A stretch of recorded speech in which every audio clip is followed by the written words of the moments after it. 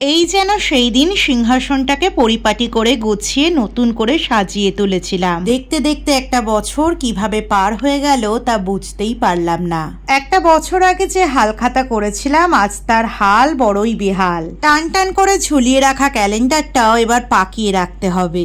অনেকগুলো আশা হয়তো এই বছর পূর্ণ হলো না, কিন্তু আশা রাখতে হবে পরের বছর যেন সমস্ত আশা পূর্ণ হয়। সময় কারোর জন্য থেমে থাকে না, তাই আমিও লেগে পড়লাম আমার কাজে, মানে নতুন বছরের সূচনা। বছরের শুরু হোক বা শেষ সবটাই আমরা ভগবানের নাম নিয়ে করি, তাই এই বছরে ঠাকুরের সিংহাসনটা আবারও নতুন করে সাজিয়ে তুললাম। আর তোমরা সবাই জানো অকারণে ঠাকুর বদলানো আমি পছন্দ করি না। দীর্ঘ 3 বছর ধরে যারা আমার এই সিংহাসন জুড়ে আছে তাদেরকে একটু পরিষ্কার করে নিচ্ছিলাম। পরিষ্কার করতে গিয়ে দেখি গণেশের ভাঙা দাঁত ইঁদুরে আরো ভেঙে দিয়েছি।